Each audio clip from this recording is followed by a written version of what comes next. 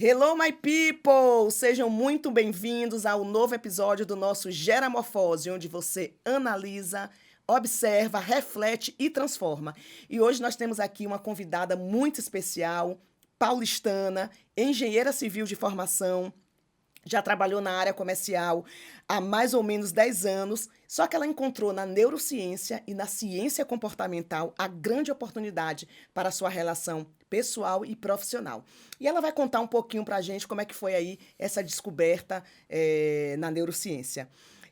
Com especialização em neurociência aplicada a negócios, MBA executivo em marketing, com ênfase em comunicação, pós-MBA em inteligência empresarial. Ela é professora de pós-graduação em 5 renomadas faculdades aqui de São Paulo, além de ser uma brilhante palestrante que vai compartilhando aí seu conhecimento, sua experiência, seu bom humor e a sua dominância, né, por onde ela passa.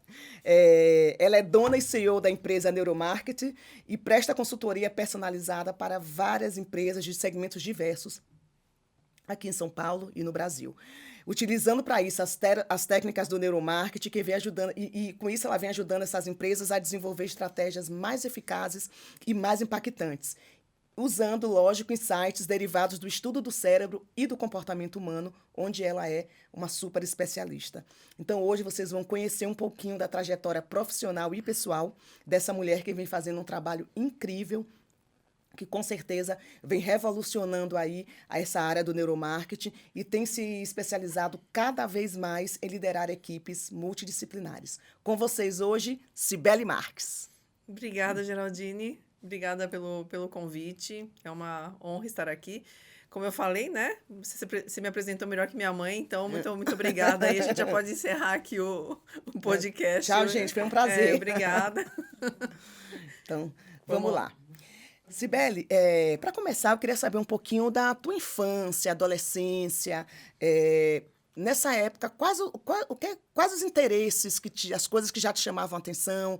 Você fez engenharia civil, você já tinha uma tendência para isso? Já estava na tua cabeça que você queria engenharia civil? Conta um pouquinho para a gente como é que foi isso. Na realidade, Geraldine, eu não tinha muita ideia do que eu queria fazer quando eu crescesse, sabe? E eu fui muito influenciada pela minha mãe, que estudou Direito, porque meu avô queria ter estudado Direito e não conseguiu estudar na época, por questão de recurso, tempo. E minha mãe acabou estudando Direito, foi uma advogada frustrada porque queria ser médica, e aí ela quis influenciar a filha para ser médica. Mas eu não diria para você que eu tinha uma vocação para ser médica, uma vocação para ser engenheira. Na realidade, eu prestei medicina quando eu me formei no ensino médio. Não passei, graças a Deus, porque não ia ser alguma coisa que eu acho que eu teria o dom de fazer. Eu acho que a gente precisa ter dom para fazer as coisas. E eu acabei optando por fazer engenharia civil, porque eu sempre gostei de construção civil, de grandes monumentos, obras. Eu sempre gostei de saber como é que as coisas eram feitas, né? Então, engenharia, para mim, era uma área que eu achava que ia ser bem legal, porque eu conseguia descobrir como é que as coisas eram feitas e tal. E eu acabei prestando engenharia. Entrei, falei, uau, é aqui que eu vou ficar. Né? E eu não me arrependi de ter feito engenharia. Obviamente que está muito distante do que eu faço hoje, sim, mas assim, milhares de léguas de distância. Mas a engenharia, ela me modelou o meu cérebro, efetivamente, né? Criou uma circuitaria do meu cérebro para um caminho lógico, processual. E isso me ajudou muito na minha carreira. Muito. Né? Então, trabalhar em marketing e ter noção de processos e números me trouxe sempre um diferencial competitivo muito bom. E eu não perco isso. Depois de muitos anos, eu continuo tendo essa trilha neural.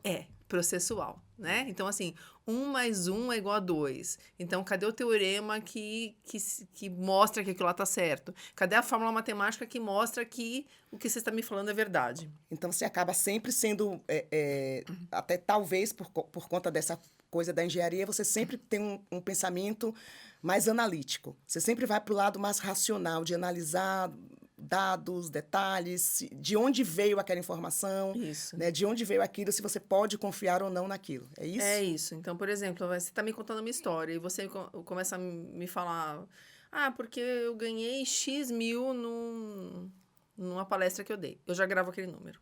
É inconsciente. E daqui a pouco, você vai me falando dos seus gastos. e eu vou abatendo. Chega uma hora que eu chego à conclusão, ou que você gastou muito, ou que você não ganhou Não aquele ganhou 100 aquilo. mil. Entendi. Mas não é uma coisa consciente, eu faço automaticamente, porque é esse processo de provar efetivamente que o que você falou, que foi apresentado ali, Numericamente. faz sentido. Mas é completamente inconsciente. Não é que eu faço de propósito. Você falou uma coisa aí que me chamou a atenção, que teu pai queria fazer direito, não O conseguiu, meu aí avô. seu avô, desculpa, seu avô queria fazer direito, não conseguiu, aí sua mãe fez para realizar o sonho do avô, mas na verdade ela queria fazer medicina, e aí você queria realizar o sonho da sua mãe fazendo medicina. E aí a gente vê claramente como muitas vezes nós repetimos a história dos nossos pais, dos nossos avós, dos nossos antepassados. E tem uma coisa hoje que eu me preocupo muito, que eu falo muito, é que ou a gente respeita a tradição, ou a gente respeita a nossa alma, né? Ou a gente trai a tradição, ou a gente trai a nossa alma. E não dá para ser amiga dos dois, né? Você vai trair um ou você vai trair o outro. E na medida que você quer realizar o desejo da tua mãe, você quer fidelizar isso, até por questão muitas vezes de amor, você acaba traindo a tua alma, porque muitas vezes não era isso que você queria. Então, pensem nisso, isso é uma coisa que vem me inquietando muito, né? Ultimamente, em várias pessoas, em várias conversas que eu tenho tido, eu tenho visto que muitas pessoas traem a sua alma por conta das tradições, e muitas vezes tradições que elas nem acreditam. Tradições onde elas onde o valor delas nem está naquilo.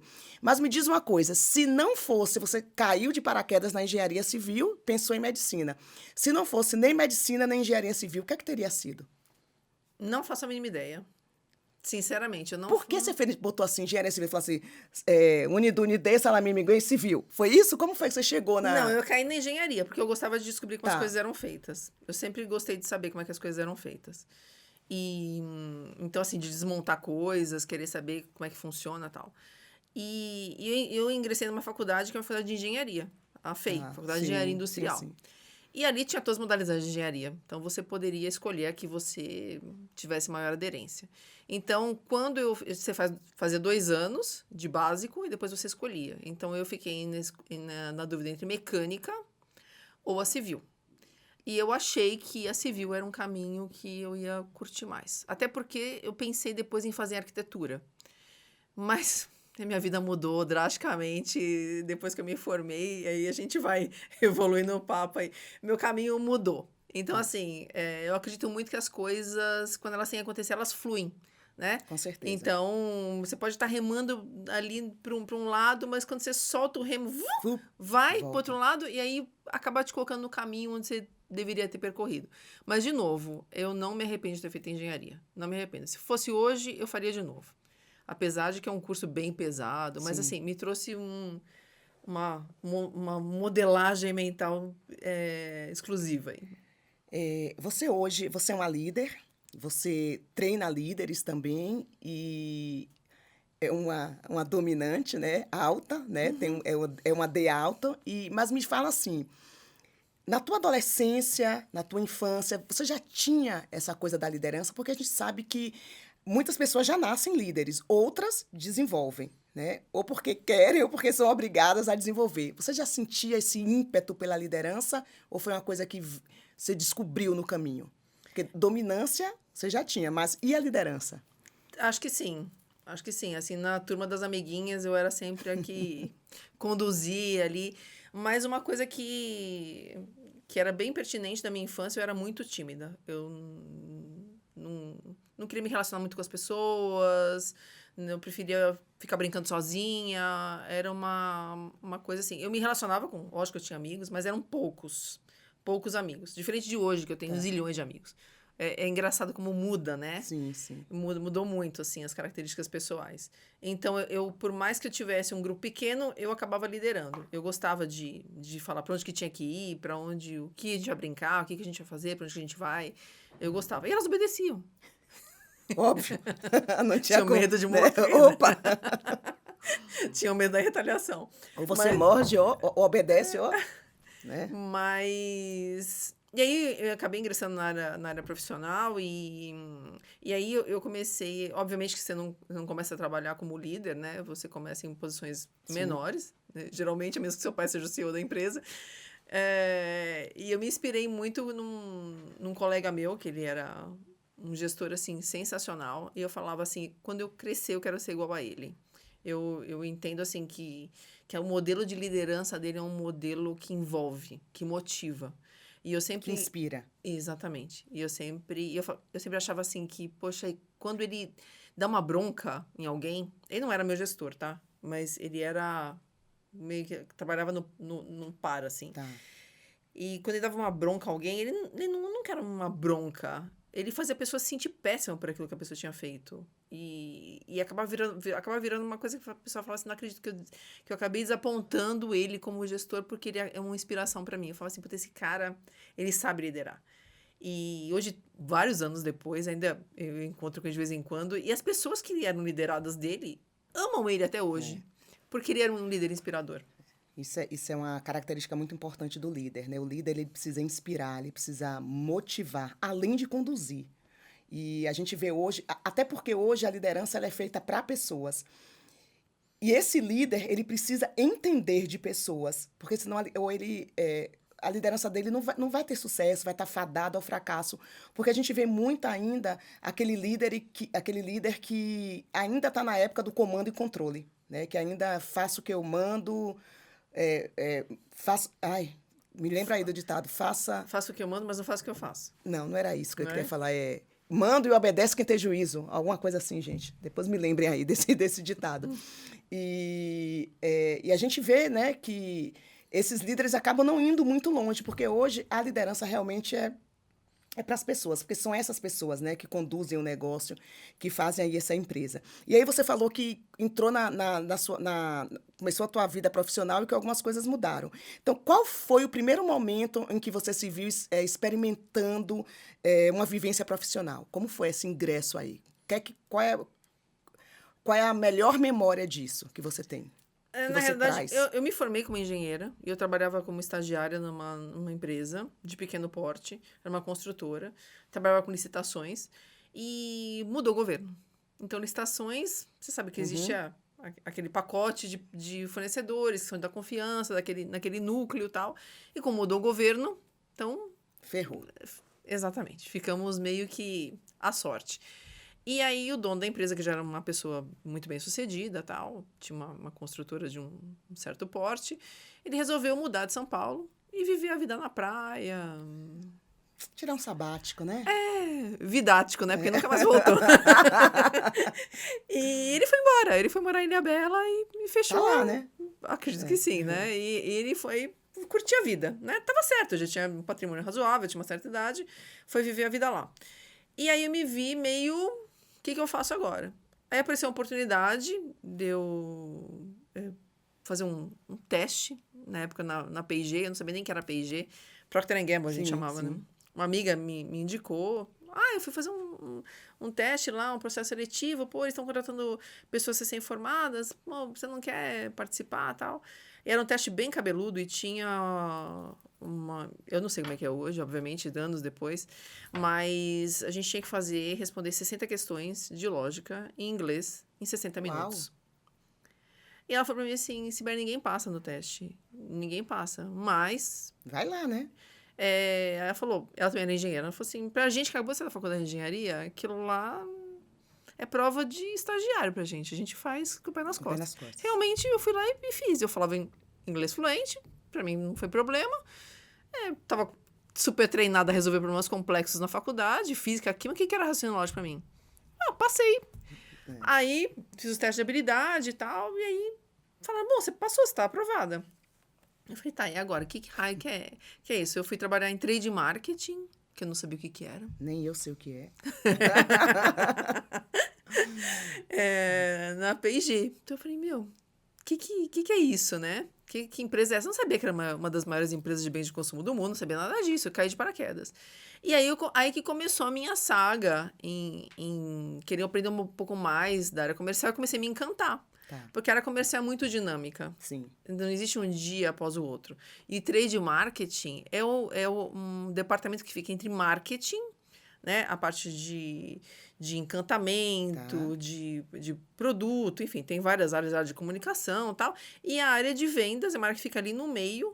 Então, o que ele faz? Ele fomenta ações no ponto de venda para que as pessoas comprem mais aquele produto, né? Então, é tudo que você vê de legal, que te incentiva ao consumo dentro de um varejista, é responsabilidade do trade marketing. Isso também tem influência em preço, em não ter ruptura no ponto de venda. Então, é um composto de coisas que fazem com que a empresa consiga ter uma boa performance de vendas ali dentro de um varejo físico. Então, imagina, quantos varejos físicos você tem, se a gente pensar que ao nosso redor? Sim. Zilhões, que possam ter produto de bem de consumo. Então, tem muita oportunidade. Cada ponto de venda é um desafio diferente. E aí, fiquei encantada. Eu falei, uau, né? O que serve para a loja da Geraldine não serve para a loja da Sibeli, que não serve para a loja do João, da Maria, do José.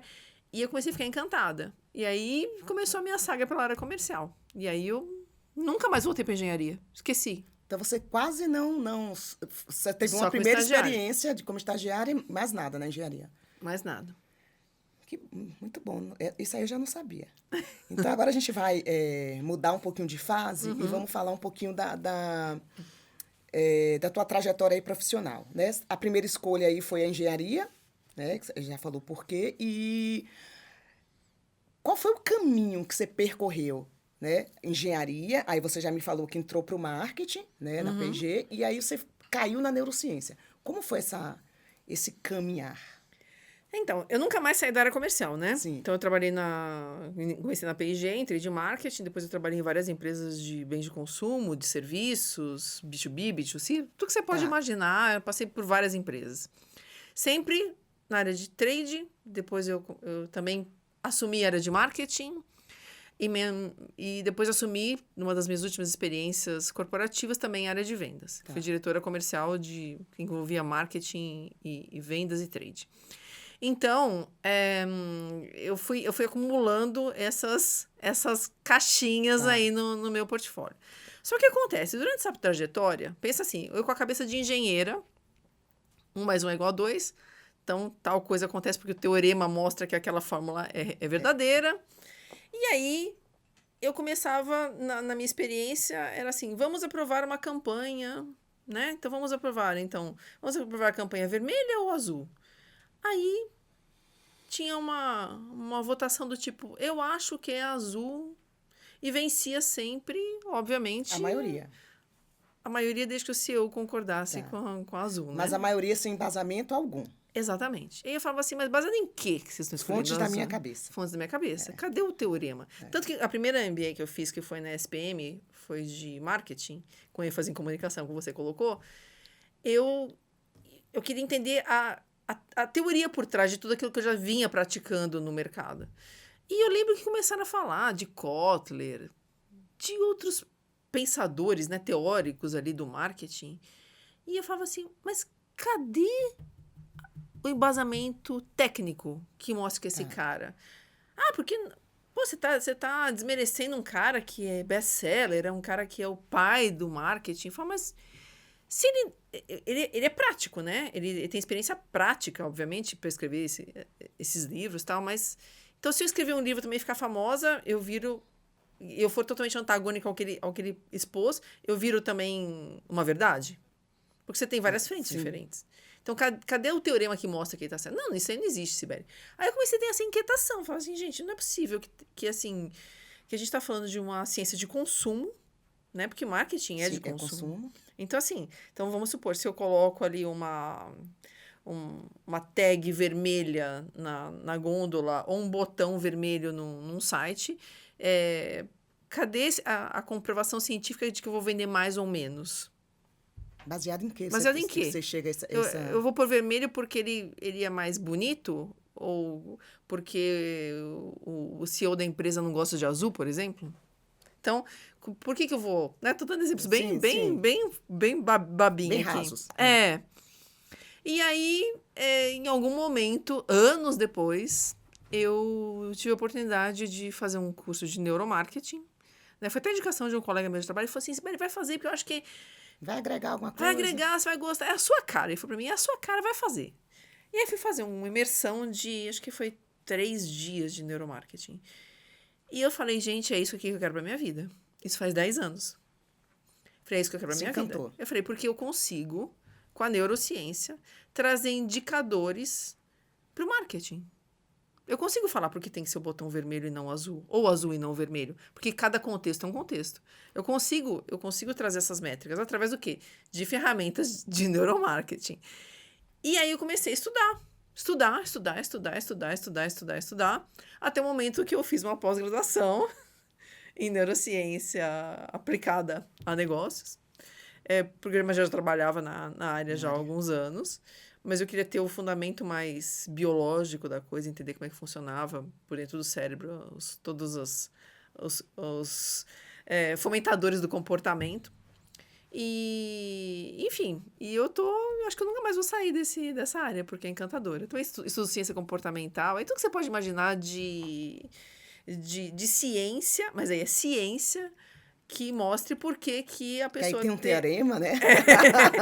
tem provado Tem, cientificamente por que a pessoa tende a, e não é mandatório, né? Tende a realizar tal comportamento versus outro, né? Porque se eu colocar um botão arredondado no meu site, eu tenho mais chance de que as pessoas cliquem do que o botão quadrado, por exemplo. Isso é um exemplo real. E hoje a gente ouve muito essa questão da neurociência acoplada, né, a várias outras ciências.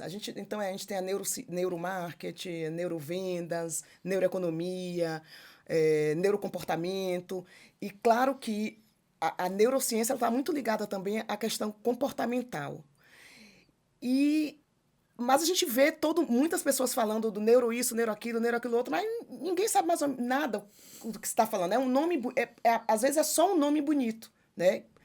Claro que não é um nome bonito. Falando assim, algumas pessoas dão aquele nome bonito, mas nem sabem, não tem experiência, não tem conhecimento para estar falando sobre aquilo. Né? Então, eu queria que você me falasse qual é a diferença do neuromarketing para o marketing tradicional. Porque eu acredito que em algum ponto eles se identificam, tem algum ponto comum, mas eu acho que lá na frente tem um caminho que diverge, né? Uhum. Não sei, posso estar falando besteira, mas me fala aí qual é esse ponto de ligação, qual é essa diferença entre um e o outro. Na verdade, são complementares. Tá? Então, o que a neurociência aplicada ao marketing, né? Que é o neuromarketing não é só neurociência também, é psicologia comportamental, ciência comportamental, tudo que envolve comportamento humano, né? Porque a gente é influenciado pelo meio onde a gente está. Então, aí a gente esbarra em psicologia comportamental, economia comportamental, tudo que é comportamental, ele vai esbarrar ali no neuromarketing. Né? O neuromarketing é como se fosse uma panela, você vai jogando um monte de coisas também em neurociência. É que a neurociência, para mim, ela tem maior peso porque é como o nosso cérebro funciona. Sim. Né? E todo o resto, ele vai dar o drive de como o nosso cérebro vai funcionar. Né? Então, o que acontece? O neuromarketing, eu diria que é uma etapa antes do marketing, porque o neuromarketing, que é a neurociência aplicada ao marketing, ele vai te mostrar a motivação antes do comportamento. Perfeito. O marketing, ele vai te mostrar o comportamento. Então, é assim, ó, vou dar um exemplo. Geraldine vai no mercado, tá? Geraldine vai comprar shampoo, vamos dizer. Tá. Então, Geraldine pegar o shampoo e colocar no carrinho, o shampoo da marca X, é o comportamento, Sim, é o marketing. É o marketing. O trade marketing, tá lá tudo bonitinho, a marca é uma marca que ela conhece e tal. Agora, o que fez a Geraldine escolher aquela marca? O que está dentro da cabeça dela? Quais são os motivadores que fizeram com que ela escolha aquela marca? É porque ela está acostumada? É porque aquilo é um porto seguro para ela? É porque todo mundo usa? É porque a amiga recomendou? Aquele pacote de informações inconscientes que estão ali guardadas no cérebro dela, que Que faz nem com que ela ela... sabe. Óbvio que não. A gente acha que Né? sabe, mas Não não sabe. Que faz com que ela decida ali, estique a mão e pegue, é o que vai fazer o marketing acontecer. Só que o neuromarketing está um passo antes. Então, uma boa estratégia é quando você tem os dois juntos. Sim, mas assim, você falando isso, o neuromarketing está um passo antes, mas a gente vê muitas pessoas fazendo marketing sem neuromarketing. Assim. Porque são, acho que de uma totalidade, são não sei quantas pessoas, você vai me dizer 30, 40, sei lá, por cento dessa população do marketing que tem um conhecimento no neuromarketing. Porque é aquilo que você falou, assim, você sabe o comportamento, mas você não sabe o que levou aquele comportamento. E acredito que a grande sacada é essa, porque quando você entende o ímpeto, né, o que levou, como a pessoa... qual foi o gatilho para ela chegar nesse comportamento, que aí vem a questão do neuromarketing, eu acho que você consegue ter uma campanha de marketing muito mais assertiva, muito mais direcionada. É isso? Sem dúvida. Então, mas o que acontece? As pessoas que não conhecem, que é a grande maioria que não utiliza, elas vão operar no escuro. Então, a efetividade delas frente a empresas que utilizam é muito menor. Muito menor. E tudo influencia, Geraldine. Assim, eu faço muito estudo assim, onde colocar o meu produto na gôndola do supermercado. Então, assim, vamos dizer que eu sou uma empresa de refrigerante. Aí eu tenho o líder de mercado, que todo mundo sabe quem é, não precisamos fazer propaganda. A gente tem o líder de mercado, então ele é líder de mercado. E eles também usam muito neuromarketing. Eles são, sim, fera nisso. Sim, então, assim, eles estão ali posicionados, vamos dizer, no meio da gôndola central. Tá. Eu que sou refrigerante Sibeli Marques, eu devo estar aonde para eu ganhar competitividade? Para eu até ser a segunda marca. Então, eu vou estar do lado direito, eu vou estar em cima, eu vou estar embaixo, eu vou estar na ponta. A gente sabe, pela prática, que existem alguns pontos que são mais quentes, tá? Mas, assim, até quanto eu posso cobrar? Como é que tem que ser minha embalagem? Qual que é o tipo de promoção que eu posso fazer? Qual que é o slogan que eu vou utilizar? Qual que é a minha comunicação na rede social? Tudo isso, se você fizer um estudo de neuromarketing antes, você vai ser muito mais efetivo. A gente não faz milagre, a gente otimiza. Então, assim, você pode muito bem vir aqui e você ter vindo de pijama no dia que você saiu da cama. Dá pra gravar o podcast? Dá. Mas você se arrumou toda. Sim. Tá toda bonita aqui, produzida e tal. Mas como sempre, né? Essa elegantíssima e tal. Essa é a diferença, entendeu? Dá pra fazer sem toda essa preparação? Dá. Mas se você tiver, melhor. E é por isso que a gente vê muitas campanhas, né, de publicidade, de marketing, que a gente fala, uau! Né, porque justamente são campanhas que foram elaboradas através do neuromarketing, não é aquela coisa de...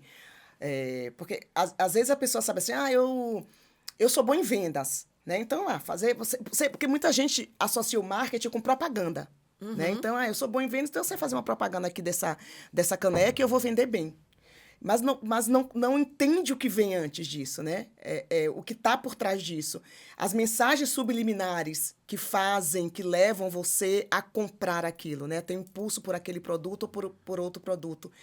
E as grandes empresas têm isso, né? Que você assiste aquela propaganda e você fala, uau! Né? Tem uma empresa de perfume que faz Dia das Mães, Dia dos Namorados, Dia dos Avós, Natal. Eu choro e falo, eu estou quase não comprar um perfume, né? Porque você mexe com o teu emocional, com o teu comportamental. E você começa até a enxergar aquela marca de uma outra forma. Então, acredito que esse vai ser o diferencial da grande empresa, que vai ter sucesso, né? Que está tendo sucesso, que a gente está vendo várias empresas aí, e daquela empresa que faz por fazer. Porque tem uma briga aí entre o marketing e o pessoal da área comercial de vendas. Né? Tem uma coisa de... Será que eu preciso gastar esse dinheiro com marketing ou é melhor treinar esse pessoal da área de vendas e botar eles em campo para vender? Mas você não consegue ter em todo lugar. E assim, o bom vendedor é aquele. Você já deve ter ouvido falar assim: o bom vendedor é aquele que escuta primeiro para depois vender. Sim. Por que é escutar primeiro? Você vai conseguir descobrir o que passa dentro da cabeça da pessoa. Mas o Tá? bom vendedor, ele nunca. O bom vendedor, não, né? Os vendedores que estamos acostumados, eles nem ouvem, né? Eles nem nos Então, ouvem, eles já chegam. então assim, Né? tem um grande problema. Você não consegue. É muito mais fácil você conseguir entrar na mente do consumidor, destravar aqueles desejos implícitos, né? E fazer com que ele tenha aquele movimento, aquele ímpeto de consumir, do que você ficar ali tentando gritar e colocar aquele João Bobo na porta da loja para chamar atenção. Você chamou atenção para a loja, mas e para o teu produto? Quando você chega lá dentro, se tiver, obviamente, é um conjunto de coisas, né?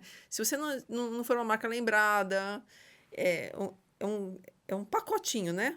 O preço certo, a desplegagem correta, você está sempre presente ali no ponto de venda, você vai acabar não sendo comprado, né? Mas assim, quando você faz uma estratégia de neuromarketing que seja completa, você consegue otimizar todos os pontos de contato da jornada desse cliente, de modo que ele se sinta muito mais atraído a comprar o seu produto.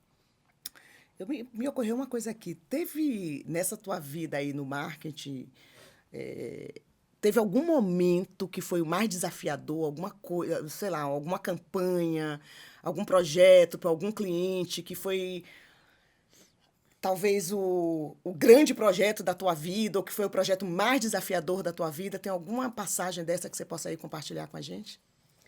Todos os projetos são igualmente desafiadores e são bem legais de serem executados, porque a gente não existe projeto igual ao outro, né? Sim. E a gente tem sempre descobertas novas. Às vezes, eu tô fazendo ainda um projeto para um cliente que ele tem que determinar ali qual cor, basicamente, né? Um highlight aqui, uma cor que vai compor ali a nova paleta de cores da campanha da empresa que ele trabalha. E aí eu dei um spoiler pra ele, falei assim, ó, acho que vai ser tal cor, hein?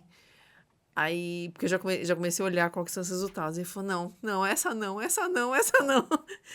Mas assim, o mais desafiador, Geraldine, é assim, quando a empresa te contrata, faz um projeto, você faz a entrega, e aí a empresa fala assim, tá, legal, mas por enquanto, a gente vai implementar ainda.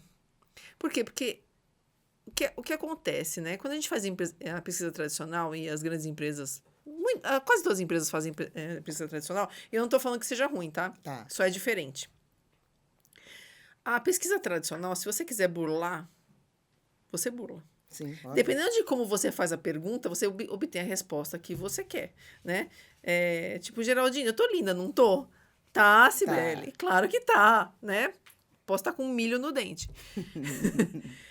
E eu trabalhei em várias empresas que você via notadamente que existia ali mas não é nem que por mal, porque a gente tende a querer confirmar aquilo que a gente acredita que é certo. Isso é um viés. Isso é um viés. Isso é um viés, a gente tende a querer confirmar. E a gente vai brigar com todas as forças pra gente conseguir comprovar aquilo que a gente acha que é. Só que, quando você faz uma pesquisa de neuromarketing, não tem como burlar, porque a gente capta dados biológicos. Eu não pergunto. Sim. Eu não pergunto nada pro respondente. Eu exponho. E aí, de acordo com movimento da pupila, nível de atenção, se a gente vai estar fazendo uma resposta galvânica, quanto a mão suou, não tem como você controlar o movimento de pupila. Não tem como você controlar se a mão está suando. Não tem como. É voluntário. E aí, o que acontece? Você tem um relatório. Se o relatório vai De encontro. Ao contrário. Ao contrário do que você queria. Às vezes aí você fala, então não vou fazer, tchau. Não, muito legal, sensacional. Mas agora vai pra gaveta. Agora não é o momento. Agora eu quero fazer o que eu quero. Agora não é o momento. Então isso dá uma certa frustração. Assim, em termos de desafio, todos são desafiadores, todos são muito legais, assim. Porque você acaba se envolvendo muito com aquele escopo, porque geralmente é para grandes mudança de logo, mudança de layout, mas já aconteceu. E aí não é nem que... É o contrário da tua pergunta, né? O que foi mais legal. É o que é menos legal. É quando o cliente fala assim, nossa, incrível, mas não para mas agora. agora não vai, a gente vai engavetar. E às vezes esse agora nunca chega, né? E É qual tipo momento dieta, que vai né? ser agora? Não sei, né? Mas aí eu falo, gente, a pessoa tem ali o estudo. Aí é a escolha, né? É a escolha de cada um. Exatamente. E como é que o neuromarketing, então, pode melhorar a eficácia dessas campanhas publicitárias? Onde é que é o ponto ali que você fala, se não tivesse neuromarketing, não ia?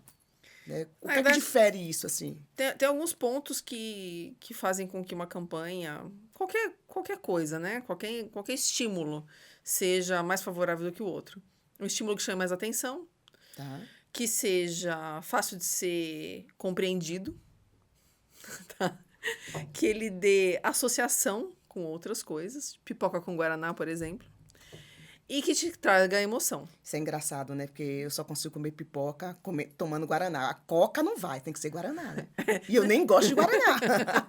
Tá vendo? Então, É? funcionou, né? Funciona. Então, se você tem esses 4 pilares e de preferência os 4, né? Começando com atenção, porque já deve ter acontecido com você de você assistir uma campanha incrível na televisão, ou ser impactado por uma peça sensacional, de repente com um ator bonitão ali, que você, nossa, campanha com fulano, nossa, Sibeli, você viu?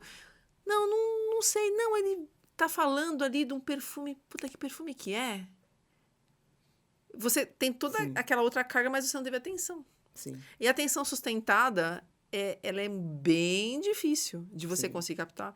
Então, assim, hoje, no mundo de rede social, no mundo onde a gente não presta mais atenção em televisão, no mundo que a gente pula anúncio, se você não conseguir prender a atenção daquela pessoa o tempo suficiente para que ela lembre de você... E qual é esse tempo?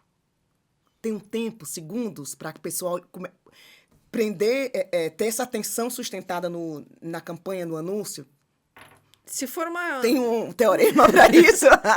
Se for em rede social, por exemplo, ou site, você tem mais ou menos uns de 2,5 a 3 segundos para você. É muito rápido. É muito. Mas qual que é o tempo que você rola um feed?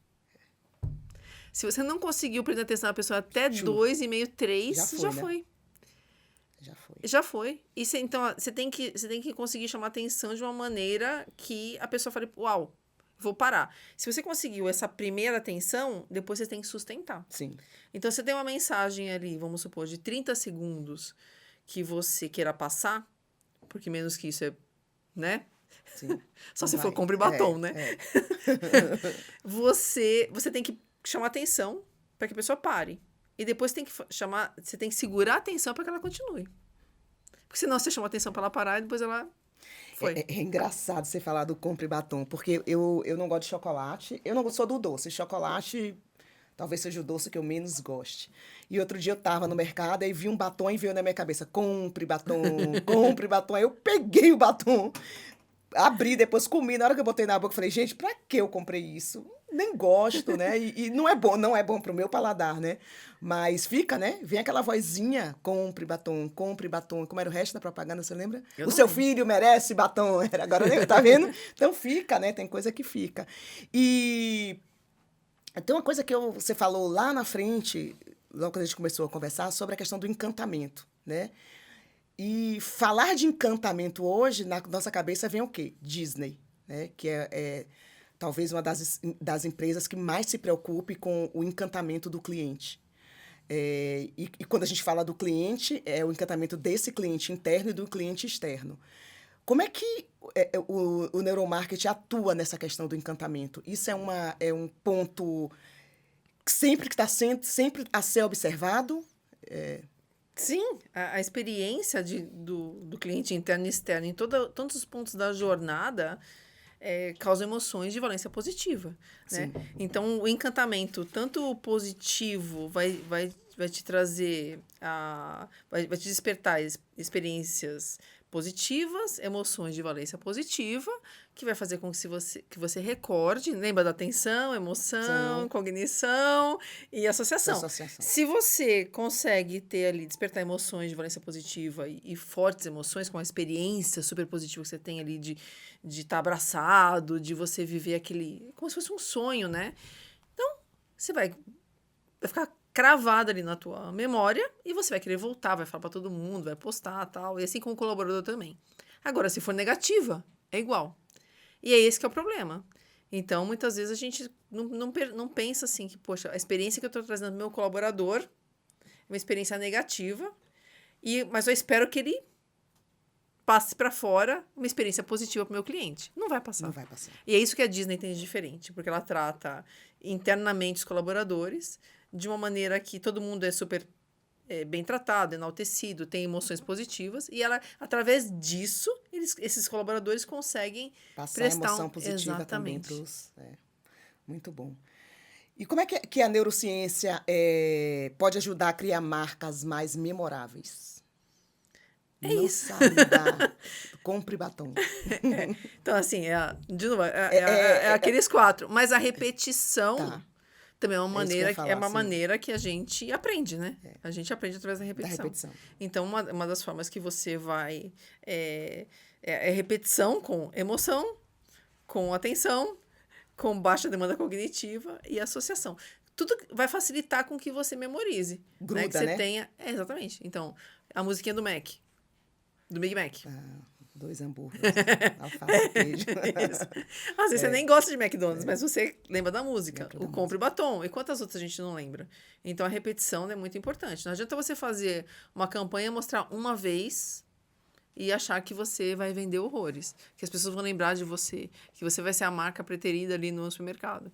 Não, é um processo longo. Até chegar aí, né? E desde que você não pise na bola também, né? Porque muitas marcas grandes marcas, né, já saíram do mercado por isso, né? Porque muitas vezes fizeram uma campanha, estava mirando uma coisa, mas aí foi para outra totalmente diferente, aí você perde o público, né? Sim, com certeza. E a gente vê muitos exemplos disso. E como é que esse neuromarketing ajuda a prever as tendências de consumo? Tem teorema para isso? Na realidade, eu vou te contar um experimento que foi feito. Não foi o que fez. Quando começou a onda do funk, sei lá quanto tempo atrás, sei lá, 20 anos atrás. 20 anos atrás, pelo menos. Pelo menos, né? Mas era uma música de comunidade. Sim. Né? E aí, vou falar bem superficialmente, porque eu não lembro em detalhes quem foi a gravadora e tal. Fez um experimento de neurociência e colocou pessoas aleatórias, que não faziam parte da comunidade, para escutar o funk. Mas primeiro perguntou: Geraldine, você gosta dessa música? Tocou a música. Sim ou não? O que você achou? Péssimo, essa música aqui é horrorosa. Isso aqui é uma música que vai contra todos os meus princípios. Isso aqui é péssimo, não sei o que de jeito nenhum.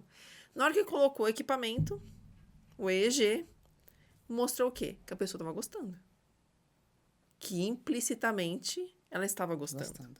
Só que declaradamente por uma questão social, por uma questão de valores. Pô, o meio comportamental. O meio onde eu transito escutar isso aqui, imagina não se vai alguém rolar, né? Se alguém ali no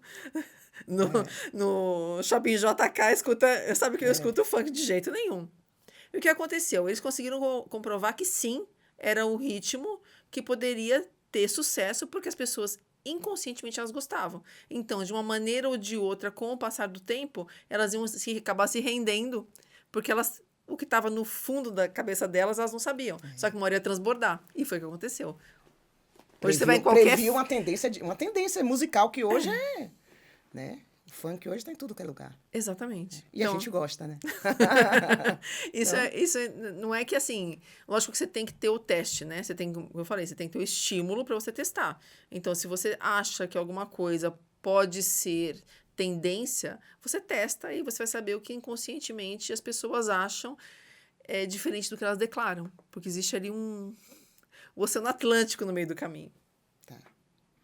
E tem eu acredito que a questão do marketing, né, de trabalhar com isso, pede uma criatividade também, né? Você precisa ser criativo, você precisa criar coisas, tirar coelhos de cartolas, né? Muitas vezes. E tem uma questão, uma história com o Jorge Amado, né, que a gente sabe que ele fala, que perguntaram a ele de onde vinham as ideias, de como ele criava. Porque muitas vezes fica a criatividade é uma rotina ou é uma coisa que está aqui, veio na cabeça, né? E aí ele fala que ele tinha uma rotina de todo dia, das 14 às 18 horas. Ele sentava para escrever os enredos. E às vezes, nessas 4 horas, não vinha nada. Às vezes ele ficava ali, né, e não conseguia escrever uma linha. E aí ia dormir, puf, né? Porque ficou naquele tempo, tá, ficou ali gestando, né? Aí quando ia dormir, estava fazendo alguma coisa, puf, aí vinha a ideia, né? Aí ele escrevia. Então, esses enredos que se transformaram aí nas maiores, uma das grandes obras literárias do Jorge Amado, geralmente ele tinha essa rotina, né? Você tem alguma rotina para criar? Eu não tenho rotina nenhuma e nem acho que seja bom, pelo que eu estudo de neurociência, e que seja bom você ter uma rotina para você criar. Porque as ideias dentro do nosso cérebro, elas não funcionam na hora que a gente quer. A gente tem ali como se fosse caixinhas com informações que são formadas através do nosso repertório. Então, quanto mais você lê, quanto mais você tem experiências, quanto mais você viaja, quanto mais você convive com pessoas, quanto mais você assiste podcasts interessantes, né? Não fala da vida do famoso que pegou não sei quem.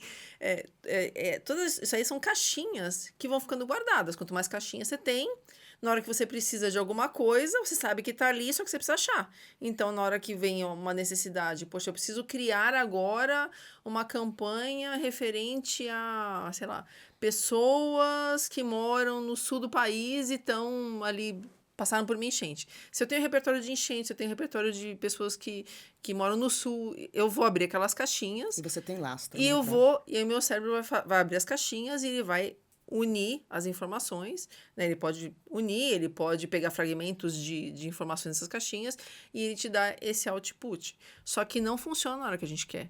Funciona na hora que o cérebro acaba o processamento. E geralmente, quando a gente está usando a rede executiva, que é quando a gente está efetivamente pensando e forçando... Não vem, né? Não vem, porque ela é antagônica. A ideia vai vir na hora que teu cérebro estiver em rede modo padrão, que ele tá ali relax. Meditando. Eu tô correndo, meditando, tomando banho, dormindo, acabei de acordar, tô conversando, fazendo outra atividade que não seja forçar, é a hora que vem. Então, assim, falar assim, tem uma rotina para ter criatividade, é completamente contra do que a gente... Eu acho que ele não sabia dessa parte, mas ele estava fazendo seu papel. Mas eu prefiro... Quando eu vejo que eu estou fazendo alguma coisa e que eu travei ali, eu mudo minha atividade. E às vezes eu vou ter um insight depois de 1 ou 2 dias. Mas eu sei que vai vir. E no momento que você nem está esperando, né? Não, às vezes eu tô conversando com alguém sobre um assunto aleatório e falo... A pessoa fala alguma coisa e fala, putz... Momento eureka. Momento eureka, exatamente. Momento eureka que você tem ali, porque você deixou o teu cérebro livre para abrir as caixinhas e para fazer a modelagem para te cuspir ali aquela informação. Então, é isso. E quais são os avanços recentes na neurociência que você considera mais promissores? Tem alguma coisa que está vindo aí, que vai impactar aí esse mundo do marketing? Tem muita...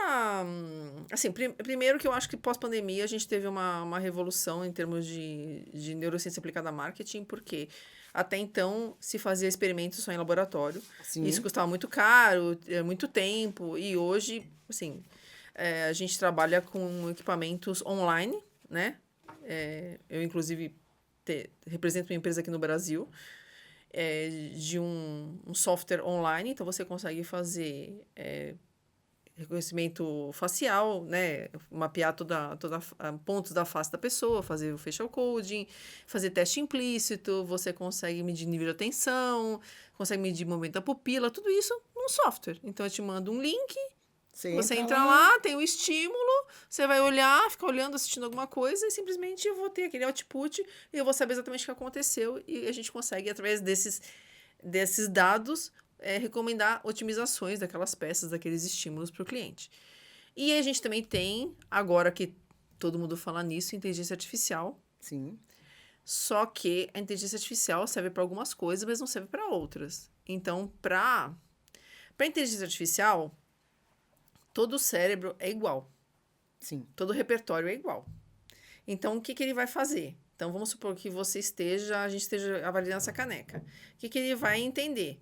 Que aqui, essa parte do cérebro, hipoteticamente, é onde as pessoas vão ter a rede de saliência ativada, né? Que é aquele clique, olha para cá, que vale como se fosse um estouro.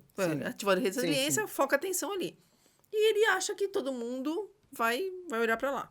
Então, ele supõe, considerando que todos os cérebros são iguais. São iguais. Mas, se, vamos dizer, que eu tenho aqui a tua caneca com uma logo que, eventualmente, me remete a alguma coisa que eu não gosto, talvez na hora que eu olhe a logo, eu fale, uau, isso aqui não é bom para mim. Sim. E quando eu falo dessas percepções sutis em relação à marca e a escolhas, eu não posso generalizar que todos os cérebros são iguais e todos os repertórios são iguais. Então, quando eu faço um experimento assim que requeira uma certa lapidação do que uma marca, significado de marca, emoção em relação àquela marca, o nível de atenção para algum elemento da marca, eu preciso trabalhar com pessoas. Porque a inteligência artificial, para ela todo mundo é igual. Muito bom. Vamos lá agora, Cibele. Vamos fase sem rodeios. Agora são perguntas papum. Tá. Né? Modo padrão. Não, é modo executivo. Tem que pensar para não falar. Não vale. Defina a Cibele em uma frase. Direta. Numa palavra, não precisa nem uma frase. Não precisa, né? Pessoas diretas são assim, né? De alto é assim, né? Você já deu spoiler antes, né? Você é uma mulher realizada? Sim, sou. Pessoal, profissional? Sim. Tudo depende eu acho que a realização, ela depende do teu pacote de expectativa. E eu poderia falar assim, eu não sou realizada porque eu não sou milionária, eu não sou realizada porque eu não conheço o mundo inteiro ainda, mas eu acho que a expectativa que eu tenho em relação ao que é ser feliz, eu sou plenamente atendida. Qual é o seu combustível diário? O que é que te move? O que é que te faz uma pessoa que é vespertina levantar da cama às 6 da manhã? Não é sempre, tá? Não, porque até não dá, né? O despertador toca, mas não quer dizer que eu levante, né? Vespertina não dá, porque se você acorda 3 dias às 6 da manhã no quarto, você tá matando alguém. Eu acho que essa motivação intrínseca está em levantar da cama e fazer aquilo que eu gosto. Tá. Isso é a melhor motivação que eu tenho. E isso requer disciplina. Fazer o que você tem que fazer, mesmo que você não queira fazer. É isso? Tem coisas que você não quer fazer, obviamente. Mas, como eu falei, assim, eu não me obrigo a fazer as coisas em certos horários. Então, acordar às 6 horas da manhã, levantar um pouco depois e realizar as atividades conforme eu vou entendendo que eu já estou mais acordada ou que eu estou mais disposta, me dá um dinamismo maior e eu não me forço a fazer coisas em horas que eu sei que não vou render. Eu acho que é isso que desgasta demais. Sim. Você se forçar a fazer coisas que você não está pronto para fazer naquele momento. Sim. E durante muito tempo, eu sou vespertina, e durante muito tempo eu me cobrava isso, porque tem aquele ditado, né? Deus ajuda quem cedo madruga. E aí eu pensava, e as pessoas que não madrugam? Né? Porque tem um cronotipo diferente, né? São vespertinas, rendem mais, e porque tem algumas profissões que a pessoa trabalha durante a noite e durante o dia ela precisa dormir para recuperar. Né? Então, Deus não ajuda essas pessoas. Isso é uma coisa que me causou um desconforto durante muito tempo. Até eu entender que eu tenho um modo vespertino, eu rendo melhor no período da tarde e da noite, e eu tenho que aproveitar isso. Porque não adianta eu querer render 6 horas da manhã, 7 horas da manhã. Entrei em vários clubes das 5 e não funciona para mim. Então, quando minha life é 5h50, amigo, sinto muito, não dá para mim. Porque parece que meu cérebro tá dormindo. Tá né? mesmo. Né? E ele tá dormindo. Né? Não é que parece, né? tá mesmo. Então, eu acho que a gente precisa também... Isso vem do autoconhecimento. Né? A gente precisa ter esse autoconhecimento para saber aonde eu vou gastar a minha energia, aonde eu vou colocar o meu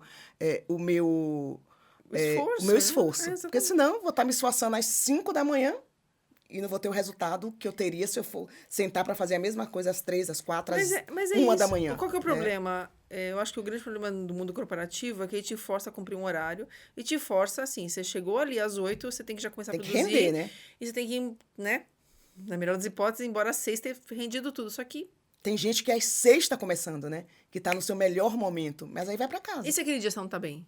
Porque tem dias que a gente acorda e fala assim, hoje eu não presto pra nada. Aí você pode, quando você tá numa posição como a nossa, que a gente trabalha no nosso negócio, você pode falar assim, então hoje eu vou fazer tudo aquilo que não requer que o meu cérebro funcione. Hoje eu tô lenta. Então eu vou no mercado, eu vou, sei lá, fazer alguma coisa. Vou levar o cachorro para passear. Vou fazer um monte de marmita pra comer durante a semana. semana. E é isso. Mas aí no dia seguinte você acordou no pique. Então por que eu não posso dar uma esticada e não fazer nada daquilo? Então, quando você consegue respeitar a tua biologia, você é muito mais feliz, você rende muito mais. Um sonho. Eu acho que é conhecer o mundo inteiro. Acho que é isso. Um projeto profissional ainda não conquistado. Isso, tem vários. Mas Todo dia eu tenho ideias novas de fazer. Eu acho que uma meta, não é nem um sonho, é que as empresas de pequeno e médio porte entendam o que a neurociência pode trazer de benefício para elas através do neuromarketing e implementem. Porque se só as grandes fizerem, elas vão cada vez ser mais poderosas e as menores vão ser cada vez menores. E eu acho que a grande barreira está nas pessoas falarem assim, isso é caro. Era caro antes. Hoje é super acessível. Então, qualquer um pode fazer um experimento de neuromarketing. Qual é a importância da neurociência na sua vida? Principalmente autoconhecimento. Depois que comecei a estudar neurociência, eu consegui... Antes eu entendia de neuromarketing, consumo e tal, mas a neurociência me fez entender como eu funciono. Às vezes eu tô ficando extremamente irritada, eu falo, tal coisa tá acontecendo, então para, tal. E entender os outros também. Sim. Porque se você não entende como é que funciona o sistema de cada um, você vai achar que a pessoa é burra, é louca, é má. É má, Eu tenho, às vezes, algumas discussões. Assim, fulano é ruim. Eu falo, não é ruim. É o repertório dele. E aí, de novo, né? Tem o Simon Sinek fala, né? Quem não entende de pessoas não entende de negócios. E é justamente isso. É isso aí. Precisa entender. E para entender o outro, a gente precisa se entender primeiro. Porque aí, muitas vezes, a gente consegue reconhecer no outro aquilo que a gente tem, né? Já passou, né? Mas o problema do autoconhecimento é que você tem que deixar umas pedrinhas para trás, né? E, às vezes, dependendo do teu nível ali, você fala, não, tô apegado e vou seguir por esse caminho aqui. Isso aqui é mais difícil. Vou levar essa pedrinha comigo. Não vou deixar, não. Essa aqui Monte Everest, grudada, né? O Monte Everest, né? Nas costas essa ali. daqui eu não largo. Uma saudade. Da minha avó. Uma paixão. Acho que é neurociência. Uma inspiração. Tem um cara que me inspira muito. A Geraldine sabe, eu estudo Kabbalah. É um rabino, que ele é cabalista, chama Yair Alon. Ele me inspira muito. Que hábito diário contribuiu muito para o seu sucesso profissional? Não vai dizer que é acordar às 10 da manhã, hein? Não existe um hábito, existe o respeitar o meu momento. E é um hábito, né? Acaba sendo um hábito. Eu entender para que eu estou boa naquele momento. Então, às vezes, eu tenho 10 frentes abertas. Então, assim, é como se eu deixasse ali em banho-maria. Porque eu sei que na hora certa eu vou conseguir terminar de uma maneira melhor. Um livro que teve um grande impacto na tua carreira profissional? Na minha carreira, cara, tem muitos livros. Mas aquele que você fala, putz... Eu acho que o Rápido e Devagar é um que, sim. Assim, ele é básico, mas ele teve impacto por quê? Porque ele consegue explicar de uma maneira simples o funcionamento do pensamento, como é que funciona o nosso cérebro. Sim. E como eu dou aula, eu me inspiro muito e eu cito muito essa obra nas aulas para ficar mais fácil das pessoas entenderem. Porque você começa a falar de construção, nossa, porque aqui, porque o cérebro, porque...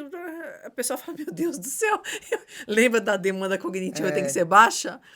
Você começa a falar aquela linguagem muito rebuscada, o cara fala... Aí não retém a atenção, né? Pega o celular, né? Aí incentiva o consumo. Exatamente. Como lidar com o fracasso? Entender que faz parte da vida. Errar faz com que você caminhe. Para inovação, você tem que errar para você inovar. Para criatividade, você tem que errar para você ser criativo. E para caminhar para frente também, você também tem que dar umas tropeçadas para você aprender a esticar a perninha. A gente não aprendeu a andar e a correr. Não nasceu assim, Não né? levantou e saiu andando, né? Não. Qual foi a sua melhor decisão tomada até aqui? Ou tomada de decisão? Eu acho que foi um conjunto de coisas, assim, não existiu uma tomada de decisão. Mas se teve uma coisa que eu fiz, assim, que eu me orgulho de ter feito, assim, nos últimos anos, foi ter criado um podcast que ele não tem fins financeiros nenhum. É só para evangelizar as pessoas do que a neurociência Evangelizar é ótimo. Mas é. E isso, assim, nasceu de uma vontade, efetivamente, de mostrar para as pessoas o que era o neuromarketing, o que é a neurociência, que não é aquele negócio de laboratório, equipamento, neurocientista, coisa na cabeça. E leitor de mentes. E isso me deu, além de conseguir, obviamente, disseminar o que é o neuromarketing e a neurociência para várias pessoas, me trouxe muito conhecimento, convívio com muitas pessoas muito interessantes, neurocientistas, pessoas que trabalham com ciência comportamental no mundo inteiro, amigos, audiência, notoriedade, autoridade. Então, assim, uma coisa que despertei uma ideia despretensiosa que acabou tendo uma repercussão muito positiva. E se você pudesse dar um conselho para algum dos teus alunos ou alguém que está começando a carreira nesse ramo, né, de marketing, neuromarketing, o que é que você diria? Siga em frente, vai aos poucos, vai entendendo aos poucos como é que é a psicologia comportamental, ciência comportamental. A cereja do bolo é a neurociência e nunca pare de estudar. É isso, mas tem que ir aos poucos. Se você for estudar neurociência de uma vez só, você vai falar, meu Deus do céu, eu não quero saber de cérebro. Não quer, né? Então é melhor ser pelo lado mais romântico primeiro, para depois você entender de cérebro. Mas aí, eu acho que é uma necessidade que vai vir sozinha. Eu quero entender como é que isso funciona. Você vai mergulhando cada vez mais fundo.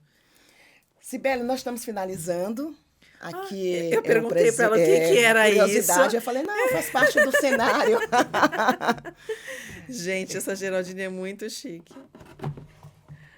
Uau! Vamos marcar a página. Muito obrigada. A gente está finalizando e a tua trajetória pessoal e profissional foi marcada aí por grandes descobertas, grandes oportunidades, e tudo isso certamente lhe proporcionou todo esse crescimento, né? Tudo isso que você traz hoje, todo o teu lastro, né? Todo o teu repertório, né? Que a gente vê aí que é muito grande. E transformações significativas de sair da engenharia civil e começar a trabalhar no marketing, aí neurociência, porque a neurociência e o comportamento a gente acaba vindo junto. E quando você olha para trás, que você vê tudo isso, né, que você vê toda essa caminhada e que você também tem ainda uma grande jornada pela frente, e a gente sabe que acho que todos nós temos o desejo de ser lembrado por alguma coisa, né? Por algum feito, ou por uma frase, ou por alguma coisa que a gente fez ou falou para alguém. Então, pensando nisso, qual legado que você gostaria de deixar para o mundo, para as pessoas, para a tua família, para os teus amigos, sei lá? Acho que para o mundo mesmo, que eu fui uma das pessoas que ajudou a disseminar o neuromarketing aqui no Brasil, num momento que pouquíssimas pessoas conheciam o que era. Então é isso, estamos finalizando aqui mais um episódio do Geramorfose com essa mulher brilhante, uma líder nata e que disseminou, que foi aí quem fez a diferença, né? E que na entrada desse neuromarketing aqui no país, né? E que com certeza vai ser lembrada aí muitas vezes aí por conta disso. Beijo!